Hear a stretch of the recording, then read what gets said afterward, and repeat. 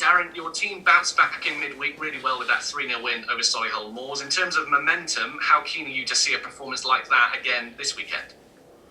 Yeah, of course. I mean, we'd rather watch those performances than last Saturday. Of course we would, but again, we're just we'll try and do our best. It's been a incredibly draining week.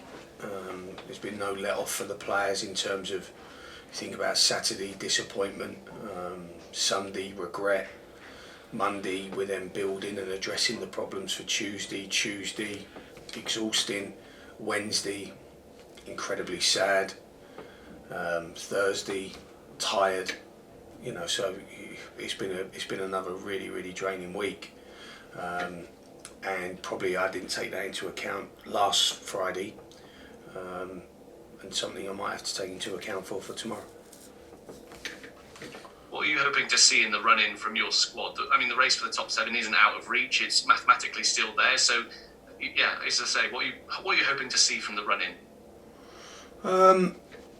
I'm hoping to, what I'm really hoping for is that the players are able to cope mentally with everything. I'm hoping that I see in a little bit more of a light, a happiness to certain individuals, and then just try and keep performances as high as possible. The squad is strong, and then it has a few tweaks and knocks, so then we're weaker again or imbalanced again. So a game at a time. I'm sorry to be boring with it, but it's a day at a time, a game at a time. We don't know what is happening inside everyone's mind, and motivation is a really important thing for a player, and it's very hard to motivate when players are mentally drained and fatigued. So we just got to keep trying to replicate Tuesday and replicate the Bournemouth game, and hope more so than anything else that the players are progressing in their well-being. Joe Quigley has been rewarded for his performances with a 2-year deal. How pleased are you to have him sticking around? Yeah, I like Joe, obviously, because it's my call to re-engage with him. I wanted Joe when I first arrived, or I was speaking to Joe when I first arrived, and Joe decided to make a huge error in judgment and not come with me, he obviously fell out. But what I liked about him is that he reached out to me when things weren't going well, and he made a big sacrifice to come here. And since he's come here, I think he's scored more goals here already than any other club he's been at, even though he's had 36 clubs by the age of 24. He looks settled. We're very consistent in what we're asking him to do. I feel like a lot of big players, target men type, that they get asked to do things that are kind of a contradiction to being a centre forward. And that's where they get pigeonholed, and that's where they only end up scoring 10, 11, 12 goals in a season, which isn't enough for a forward. So I feel like we're getting Joe back to where he was, sort of coming to the end of his Bournemouth days. And he was a big prospect then, big prospect. And because of his journey after that and up until now, I still feel like there's a lot of miles left in Joe and his development, and he's got a real opportunity to crack it, and that's why it's 2 years rather than a year. You've got to give people time, and you've got to give people chance, and a lot of the time the players that I sign, it's almost like rehabilitation. It's like football rehabilitation for them, and I've enjoyed that in my career, rehabbing players and getting them back to their former self. And Joe's one of those. I don't want to call him a project, but it is a bit of a project to try and get him back to his very best, and so he can realise his true potential. But wonderful guy, really enjoyed working with him. He's the oldest looking 24-year-old I think I've ever seen, but he's a smashing character to work with. Not the brightest, not the sharpest tool in the box, but really good guy to be around. Well, he might be licking his lips this Saturday because Wealdstone next up, and they've conceded 15 goals in the last 3 games. So how do you approach a defence that has conceded so much? Shoot a lot. Look, again, I don't really know. I don't fully know what's coming out of our tunnel tomorrow. So the same could be said about us, but you just got to keep trying to keep standards high. We had a lovely spike in performance Tuesday, and players that gave us that spike very much deserve the recognition and reward for that of playing again tomorrow. I thought Dagnall was incredible. Incredible energy, desire, hunger, really incredible. Joe was obviously got the plaudits and played very well. Knowles and Nerfield were themselves again. Really impressed. Charlie was probably the difference, because Charlie didn't start the game Saturday, and we had such a problem aerially, and him and Albie combined, that's a strong pair of men, that is. I thought they were incredible. So look, if we can get out the same level of performance, intensity, commitment, we know that we've got a good chance of winning the game. But it's not like we don't concede goals. I mean, blimey, I've never conceded so many goals in my career than this year. So it should be entertaining. And just finally, you play on Saturday and Monday. It's a short turnaround, so do you anticipate having to switch your team around to compensate for that? Absolutely, yeah, no doubt about that. It's the one thing. So when I look back at the season, I think of certain moments that happened. Neil Ardley had a really great argument pre-season in the managers' meeting about having 6 or 7 subs rather than 5, and at the time I thought, okay, I'm not sure. Now I wish, because I feel like I need 5 outfield subs first and foremost. Then I need the goalkeeper, ideally, and then I want to have a young player. I want to have a young, I would have wanted to have an apprentice travelling with me every week for experience, having a squad number, sitting there looking at his peg, looking at, I've got a professional football shirt, and all those little things. And when you have 5, you can't do it. There's just no way of doing it. There's no room for manoeuvre. So I wish, looking back with the amount of games, and if you look at our season, we've had 3 COVID breaks.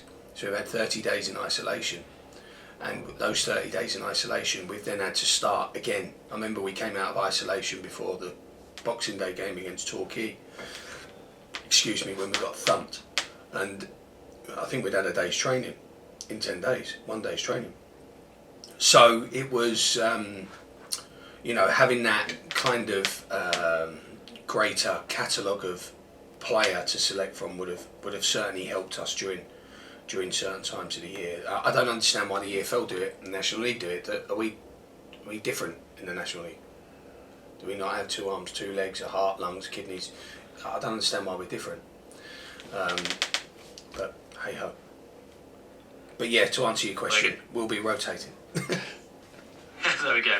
Nice one. Thank you, Darren. Good luck tomorrow. Thank you. Right, morning, Darren. Morning, Aid. Amidst all the doom and gloom, 5-1 must have really felt like the world was getting at you a little bit. But then to come back with a not just a 3-0, but a convincing 3-0, a positive 3-0, that must have lifted you and your spirits of the whole squad tremendously, I would have thought. Yeah, well, I think as an honest human being, if I could have had my, I obviously had to learn from that first game, because I was very, very flat and tired, but B, definitely didn't have the right players on the pitch for that particular test. And obviously what we did Tuesday is we all felt a little bit more lighter mentally, but the construction of the team was better, no doubt in that, absolutely no doubt in that. Charlie was a huge influence in that. I never in my wildest dreams thought Dagnall would cover and tackle everyone like he did, but he did, outstanding. And just the whole construction of the side, the motivation of the side, everything felt just a little bit more organic Tuesday. And Saturday, obviously, it felt we were just so out of character. All of the things I saw, the way we threw our arms up, the way we got knocked over, even like, when Albie's tired and Tom Knowles, players like that, they never get knocked over. They never get knocked and thrown about like ragdolls, and I just thought it looked really out of character. But it was a good. Now they played well Tuesday. And sometimes you just need a change of a couple of players, not through ability or form, just through motivation. When you've not been in the side, your motive is to get in the side. When the door opens and you've got a chance to stay in the side, your motivation is purely selfish in that way. And it's, I don't want to sit back on the bench with the manager. So, I'm going to do my best to stay in the team, help us win, play as well as I can. And sometimes that little tweak in motivation can be everything that you need. And we certainly saw that. I think it was 3 or 4 changes Tuesday night, and I thought, Ruben needed a rest. I mean, he'd hardly played a game for Cheltenham, and he's played nearly every minute for us. I think I gave him a rest when he scored that fabulous own goal against Bromley. But I just thought in his head he needed a rest. I thought in his legs he needed to freshen up, and the same with Reece. And I probably called that right because, bless his heart, he's picked up a little injury. But, Quigley and Dagnall were excellent. Charlie was excellent, and Big Alps at centre half was very good, very good. Talk about Charlie Lee. I mean, he was everywhere Tuesday night. He everywhere. The whole team, and I don't think Charlie's ever been everywhere. in his little pocket of responsibility, should we put it that way? No, I agree with that. Yeah. But he made a huge difference, and the other guys seemed to feed off that. Did you not think? No, absolutely, and this is where I allude to it. The construction of the team was far better Tuesday, and it was far more suited to Solihull's qualities, or trying to reduce their qualities. So that was something we need to bear in mind in the future. But I just thought the whole thing felt lighter. It felt different. There was a nice spike in character. You look at the characters coming into the team. Charlie, of course, being one of them. But Dagnall, they're spiky people. Even Quigley's got a good character. Spiky. Very, very feisty, very aggressive. So there was Nerfield was coming back into the team after being fresh. All of those things, just sometimes you get it right, sometimes you get it wrong, and there's no science to this. Otherwise, we'd all follow the same method. But Tuesday we certainly got it right, and Saturday I certainly didn't. Well, we all hope so anyway. Any news on you said that there'd been no progress with getting Reece Murphy to sign a new contract. Any joy on that front yet? No. Okay, and in that case then the fact that Joe Quigley scored a hat-trick and is coming on, that must be a bit of a bonus for you then. Well, Joe's attitude, whilst he's not been in... Look, Ruben Reid in League 2 and the National League is an outstanding footballer. And I think our win ratio with Ruben and without him is night and day. It is completely different. So Ruben is a fantastic player for us now and next year, and hopefully for years to come after that. And Reece, as we know, is Reece, and he's got great qualities in front of goal. But while like Joe and Chris don't moan, they don't argue, they don't try and contort the atmosphere of the dressing room when they're not in the side. Really top pros, very good people, very different people, but very good people. And I said to Ruben and Reece and the rest of the team, I said, it's not that others don't deserve to are undeserving of playing. These two deserve to play. Their attitude, their commitment to training, the way they supported their teammates when they were out the side, they deserve the game. And sometimes it's as simple as that. They deserve the game.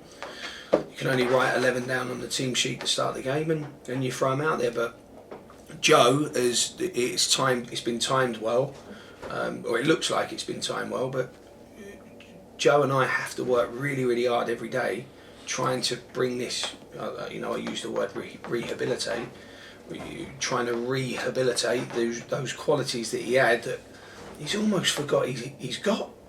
He's bonkers. I mean, he's big, he's a good size, he's got a lovely touch, his awareness has to improve, his body position has to improve, lots of things, his movement as a second striker has to improve, but he's got so many things that he can do because he's got those qualities within him. And and so we've had to work really hard, Joe and I. Dagnall is easy because he's 35, and he knows exactly what he is, who he is, and he's evolved into a bit of a different player than what he was when he was in his 20s. But that's what good players do. They keep evolving to ensure they can keep giving something to the team. And the one thing I always know when I put Dagnall in the team is that he's going to give incredible energy. He's going to be very aggressive because he's an aggressive so-and-so. And he's going to lift the team, spike them almost with example, not in noise, not in anything, but with example. So I love that about Chris, and I've done that with him for, this is obviously the second season with him. Whenever I feel like we need a real pick-up, he does find a way, the lad. Any news on Lawson Diaf? He seems to be out for an awful long time injury-wise. How's he doing? Lawson, we hope, will train maybe second week of May and may be able to get back in the squad, physically be able to get back in the squad, maybe for the last game or two. But he's had a terrible time, Lawson, with his injuries, and it was a shame because we just got him where we needed him in terms of his role and what he brings to the side. We changed his position right at the end there before he was injured, and it was working. He played. I think he played in front of the back four away at Weymouth, and it was a really, really lovely performance from him. So composed, calculated, very intelligent. He's a good footballer, Laws, and we've missed him because he's the one midfield player who's a real true passer of the ball. All his qualities are from receiving and distributing. So we've missed him a lot. He's been a big miss, but again, great character, brilliant lad, absolutely brilliant lad, and hopefully we can kind of sling him back out there for the final couple. Any other injury problems? Yeah, I don't think Reece will be fit for Saturday. Wilkinson obviously not fit. Law's not fit, Stongden not fit. See what I mean? In the space of a couple of days, that table gets busy again. But the great news is the others have had time to get themselves fit. Alex Bradley's, looking better and better every day. I mean, he's going to be a good player for us, that boy. And he's looking stronger. He looks like he's filling out as well into a kind of a man's body now, rather than looking like a young player. Well, good luck for Saturday, Darren, and Monday, and for the rest of the season. Let's get some wins coming our way. Thanks, mate. Morning, Darren. How are you? Hi, Paul. Obviously, the big news off the field is the big social media blackout this weekend. Just how significant is it, and is it also good to see other sports joining you this weekend? No, it's too late. It's good, but it's too late. I've been abused for years on it. I can't do anything about it. I don't have any accounts. Can't write back. Can't slate anyone back. Can't turn up and say, "Excuse me, what you're saying to me." My family have to read it all the time. I've had all sorts. My family's had all sorts about me, So it's and then if we times that by a Premier League footballer in his prime, and the presence that they must feel, negative presence from this, and it's more than it's not just racism. It's sexist. It's violent, aggressive. It's madness, absolutely. And the reason I don't go on social media is because I don't support what it's about, and I haven't got an ego which says I've got to write something to justify my ego. I haven't got to. If I've got something to say to someone, I say it to their face. That's how I was brought up, and that's how I want to be. So I'm not coward. I don't, say things about people and make comments, but we've had it for so long I've had it for so long, you know. It's in my earlier career it probably affected me too much, but now I just think you sad, pathetic human being. That's all I think. Because they'd never say it to my face, or they'd never say it to Marcus Rashford or Edison Cavani. They'd never walk up to them and say it. No one would walk up to Harry Maguire and say the things they'd say. Or, you know, you can tell I'm a Man U fan now, can't you? Or whoever, Harry Kane, or, you know, all the others. But he'll be a Man U player soon. But it should have been done. But okay, so let's take this. So we're all switching it off. The world's switching off from Friday to Monday. Do we think the people are going to change their character in 3 days? We're not. No, they're not, are they? Do you think these multi-million-pound organisations that are trying to come across like they're some sort of martyr, that they're doing the right thing by, do you think they're not going to go with social media outlets? No, probably not. Of course they're not. So all we're doing is pressing pause. Boom. That's all we're doing. We just press pause. So is it nice that it's being recognised? Yeah, great. Will it be nice if these Twitter, Instagram, Facebook, all of these organisations, they might take a hint and start actually having some sort of control over this? Hope so. But are they going to really lose out for 3 days? I'm not sure Facebook's going to lose out too much for 3 days when it racks in £1,900 billion a minute. So I don't know. I'm confused of it all. You know, I see Sky Sports doing it. Sky Sports are doing it, aren't they? They're going to have the social media blackout. See what they wrote about Lee? I've seen some of the headlines and stuff. Yeah, it's very impersonal. Disgusting. So Sky Sports are having a blackout from social media, but they're as bad. Yeah. Listen, the world is bonkers. The world is mad. It's mad, and I wish I understood it. I don't, but I just Listen, I just hope these organisations find a way or get to a place where they can police the hatred in the world. I just hope they get to that point, because, like I said, all we're doing is we're making every individual, every citizen, we're making them a head of media. We're giving them their own voice on a worldwide account that can go anywhere at any point, and they can say what they like, and you know, sometimes that's really hurtful for the person they're talking about. A lot of the time it is, and something's got to be done about it. Because if I behave in the way these people behave in public, in a public location, I will be arrested. But because they're on a computer and they hide and they don't have to submit their details, and you get these Twitter accounts that are like, I don't know, the Spiderweb nickname or some stupid thing like that. It's not Darren Sarll, at Darren Sarll, or at Tom Fisher, or at Sam Collard. It's the Lion, at the Lion. Get a life. Just get a life, morons. But there we go. There we go. Is it going to change? No, not going to change a blooming thing, because money's involved, and as soon as money's involved, greed's involved. As soon as greed's involved, we're all done for. As we saw with the ESL, didn't we? So. Yeah, we did. And just coming back to Eva, I saw the academy players were given coaching sessions or to learn their coaching badges. Is it really important for these players to start learning at a young age and to be given these sort of skill sets? Oh, yeah, absolutely. I've got to say, it's probably the only good thing the PFA have done for Yeovil in the last couple of months. So, but I think it's, you know, look, coaching at 16, 17 changed my life and changed my outlook of life. And, you know, and the manner in how I was able to earn a living and provide for my family. So, you know, for some of them, this will be a moment that they go, I like this. This could be me. You know, I could see myself doing this for the next 35, 40 years.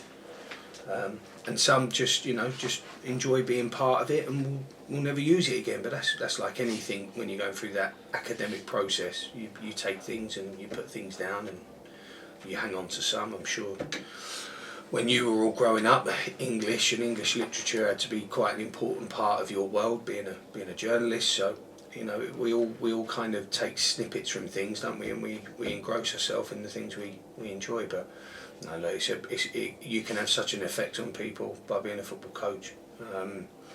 And those young lads, if they've planted that seed within to to help grow that, it's great. And Gifton, who comes down and does it, is a brilliant guy, absolutely smashing chap.